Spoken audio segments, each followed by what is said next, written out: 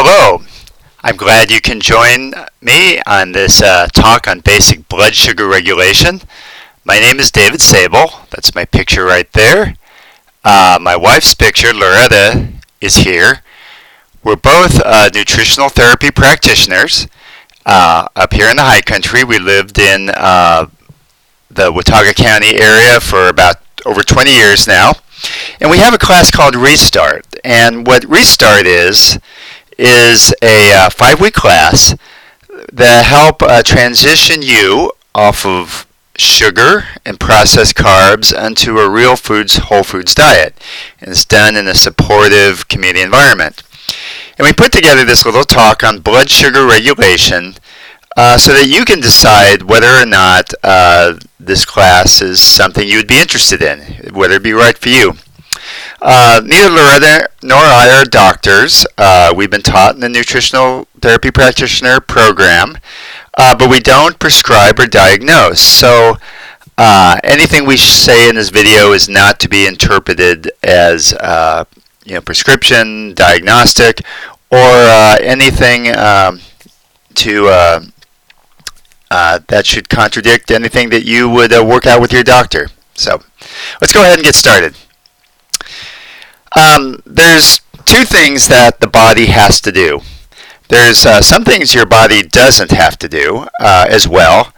For instance, let's suppose we're in a state of emergency. You're being chased by a tiger, and your body is going to put all of its priority and all of its energies and all of its systems in getting away from the emergency. Your body is in a state of emergency. And so, it's going to situate the blood so that you're going to think quickly, that you're going to run fast, that you're going to be very reactive, and so on and so forth. At that time, when you are running away from the tiger, your body is less interested in making stomach acid. Because digestion isn't a real priority right now. The priority is getting away from the tiger. Your body is not going to be working on making sex hormones because reproduction isn't a big, a big priority right now. You're in a state of emergency. But and that says a lot about our our stressful society that puts us in a state of emergency a lot and how that impacts the body. But the two things that your body has to do all the time is, one, is keep your pH balance in your blood, whether it's acidic or alkali. And it also needs to balance the blood sugar. These things get too far out of range, you die. So this is always a priority in your body. And you can see how it, the blood sugar works, how it kind of goes up a little bit about normal and a little below, but it always, ideally should always stay in range. Here's another chart that says the same thing. I like the chart because it has some implication that when the blood sugar does get out of range, when it spikes, how it stores fat, and if it drops, you have these crashing and things that you experience. Now let's walk through how it works in a typical day. So we get up, we eat a meal. I don't know that I recommend the muffin, but we're going to have our muffin, we're going to have our coffee, and full disclosure, my wife and I do drink coffee. And so when we eat this meal, when we have our breakfast, the pancreas is going to send out a hormone called insulin. Now when you hear the word hormone, that means messenger. It means that an organ in your body is telling another part of the body what to do. So it sends out this hormone called insulin, and insulin is basically saying do something with sugar. And one of the things it could do with sugar is it could take that glucose molecule, it can put it within a cell to be converted to ATP, which is a storage unit for energy, and it creates energy in our body, so you can function throughout the day. Now, we may not need all the sugar in that muffin, and so what it's going to do is it's going to store the excess sugar in a stored form of sugar called glycogen. It's going to store it in your liver. It's going to store it in your muscles.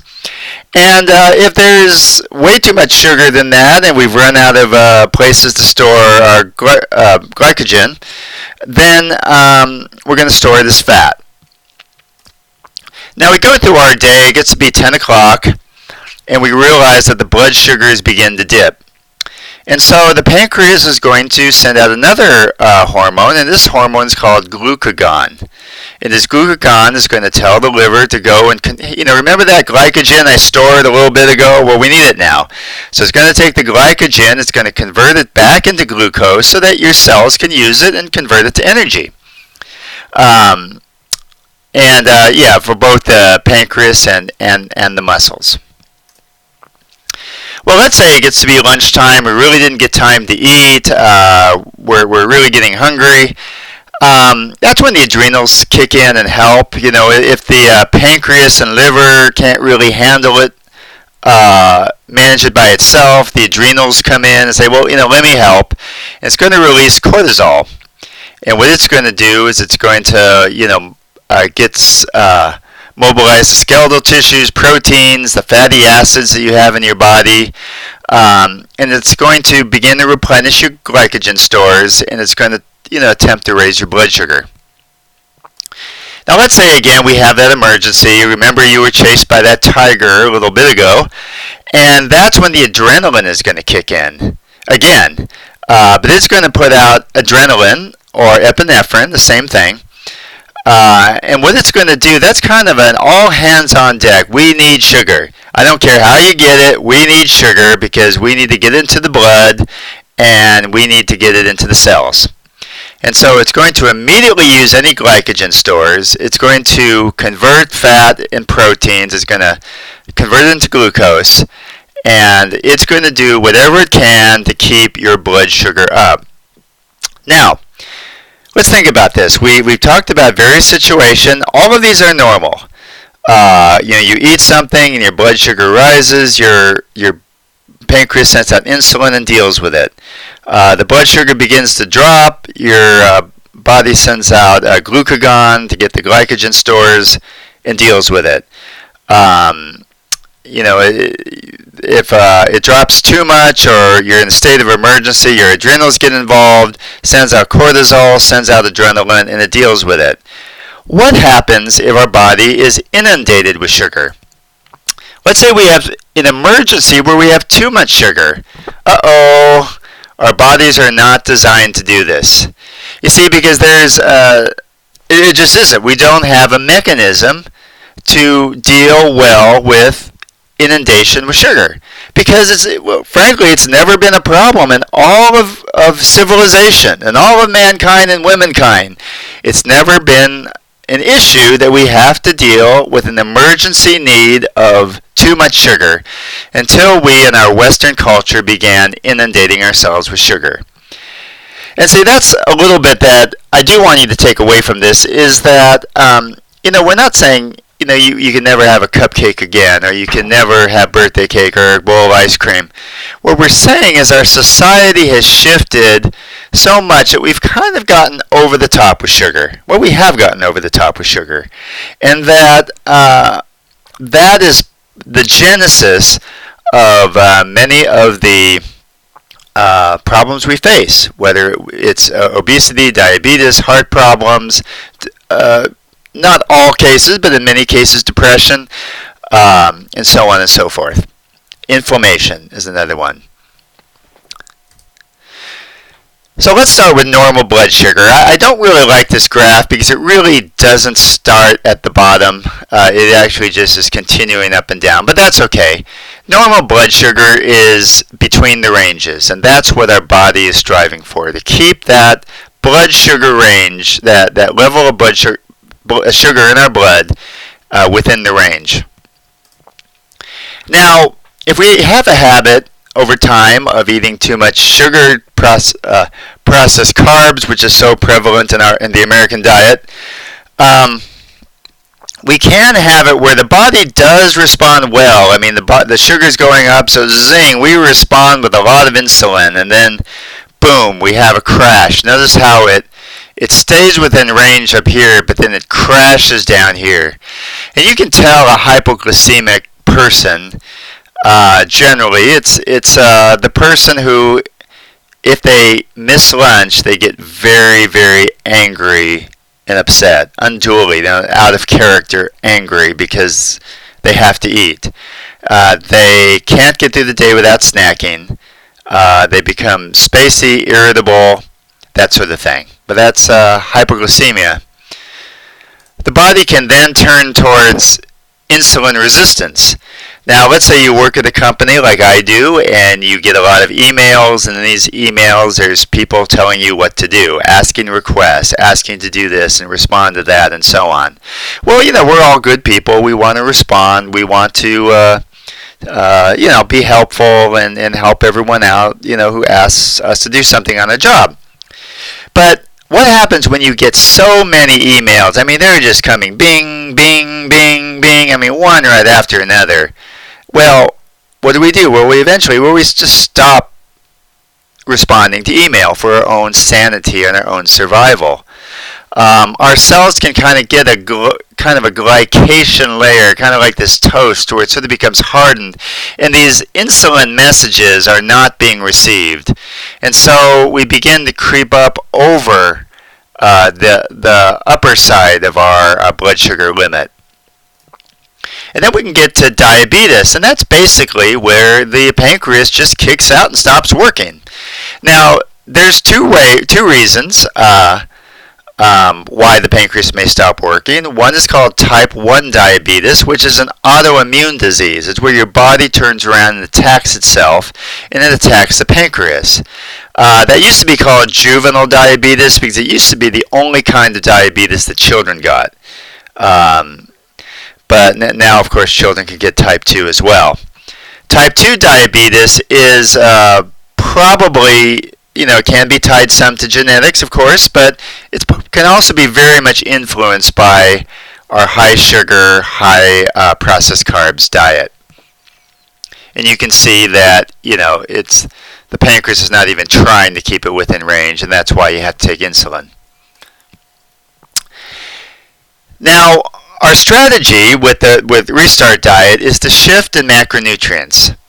Carbohydrates are quick energy. They're kind of like kindlings on the fire. Now, we need to make a distinction here. All vegetables are carbohydrates, so we're not anti-vegetables. We think that with vegetables that there is roughage and there's fiber, and so you don't have the big insulin spikes as with the processed carbs. So vegetables are good. But the sugars and processed carbs, all of these provide quicker energy. Protein is used for building cells, building our immune system, building hormones, and on and on like that. Fats are a long-term fuel. It's kind of like putting a log on the fire. It helps us burn food for a longer period of time so that we don't have to snack between meals. Now, not all fats are bad, and not all fats are good. We talk about it in the class. But fats are important to shift our macronutrients so that we're less of a sugar processed food metabolism, burning metabolism, and that we begin to be a fat burning metabolism. As we do that, we learn to be satiated and let our bodies burn more normal so that our insulin production is more even keel. We begin to lose the sugar cravings, and we begin to feel better in many ways. So, how do you keep the process smoother, this whole insulin response process smoother and less stressed? Well, we're going to reduce or eliminate sugar. We're going to make it an occasional luxury item. And again, we're not saying you can never have birthday cake, but we're going to reduce it, and we're going to see it what it is. It's a luxury item. We're going to reduce and eliminate highly processed carbohydrates. We're going to get good carbs from vegetables, and we're going to go easy on the fruit. Fruit is good, but we're going to go easy on it because it is, high. Some can be high in sugar. And then when we do have fruit, we're going to eat it whole. We're not going to do juice where we don't have the fiber and the stuff to keep our insulin from just pouring in and giving us a big spike, and then all of a sudden we have this big crash. And we're going to use good fats to fuel the body as a burning log instead of kindling. Here's a little tip. We're also going to read labels, because if you think of this, that 5 grams of sugar in a product is, just think that's 1 teaspoon of white sugar that you're putting in your mouth. So you get that granola bar and you say, well, surely the granola bar is healthy. I bought it from a expensive health food store, and it's a granola bar and it's healthy. And you look at it and it's 20 grams of sugar. Well, that's 4 teaspoons of white sugar.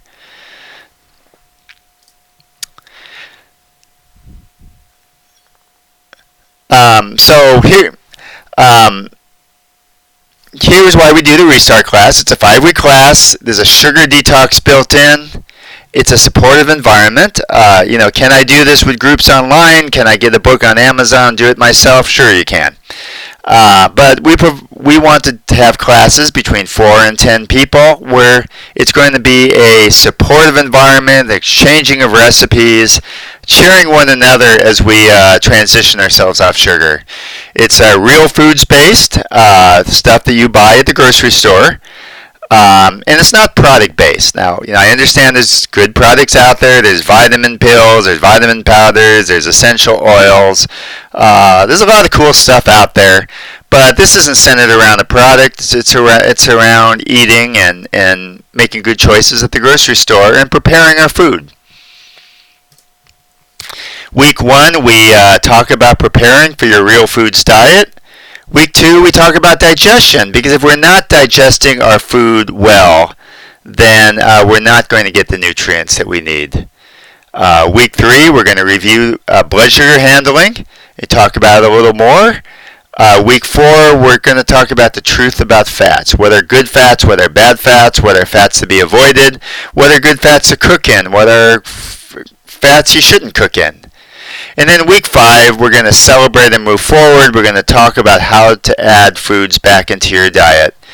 And how to maintain a lifestyle of good nutrition eating. The class is for those who want to intentionally move their body from sugar burning to fat burning. Those who want to see positive results. I will say this isn't a I want to lose weight diet per se, but people do lose weight.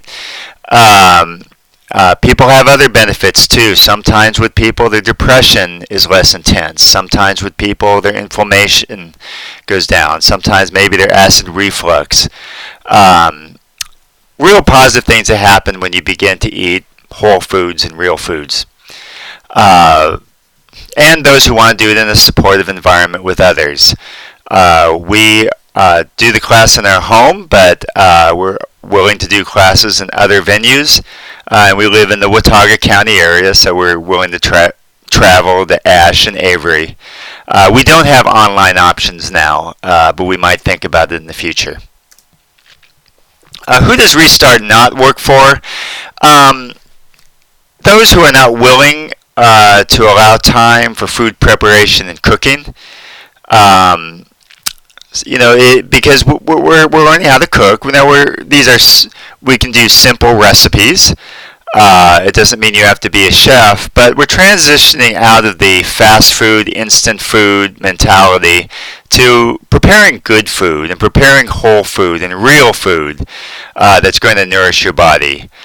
I think vegans would not be able to do this diet because it does require that you eat forms of fat and protein such as meat or dairy or eggs, cheese.